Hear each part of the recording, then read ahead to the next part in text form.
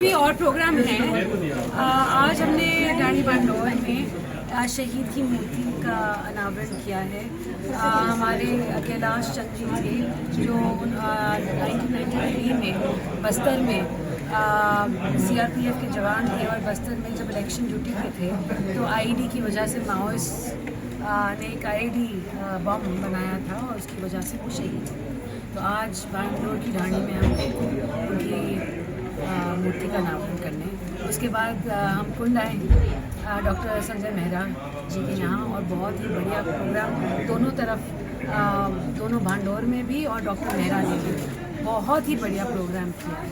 और अभी इसके बाद हम जाएंगे डॉक्टर अरविंद यादव जी के।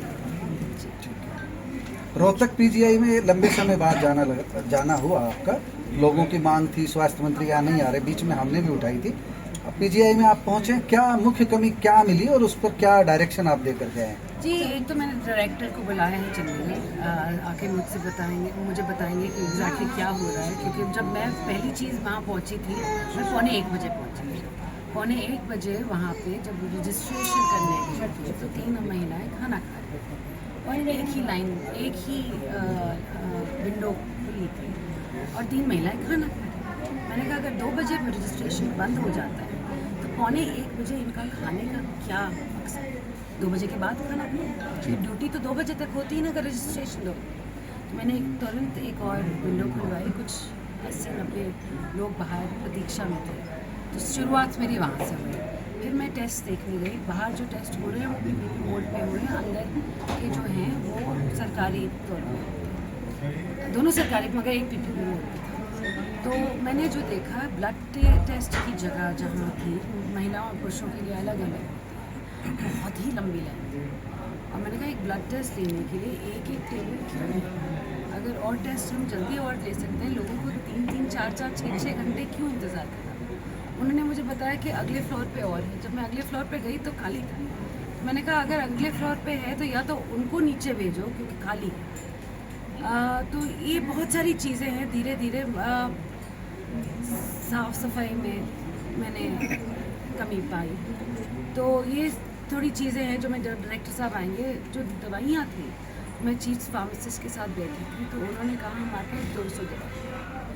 तो मैंने पूरी लिस्ट उनकी ले ली। मैंने कहा जब आप वाइटल एसेंशियल और डिज़ायरेबल दवाइयाँ हरियाणा सरकार देता है तो पीजीआई का ये अलग है कि पीजीआई अपनी दवाइयाँ खुद मंगवाता है, ये नहीं कि हम देते हैं। तो उनका एक प्रक्रिया है जो वो खुद इंटरनली करते हैं जी। मगर अगर इंटरनली उनसे हो नहीं रहा तो उस पर भी हमारी प्रतिक्रिया होनी बहुत ज़रूरी है। पूरे प्रदेश के लेकर अगर स्वास्थ्य अधिकारी को जिस तरह कमियां हैं, क्या कहना चाहेंगे? जी, कमियां देखिए, कमियां हर चीज़ में होती हैं। साथ साथ मैं ये बोलूँगी कि साफ़ सफाई में हमारे को और थोड़ा ध्यान देना पड़ेगा। हम डॉक्टर तो वैसे ही तैनात कर रहे हैं, लोगों का इलाज भी हो रहा है और अच्छा इलाज हो रहा है और डॉक्टर अच्छा काम कर रहे हैं।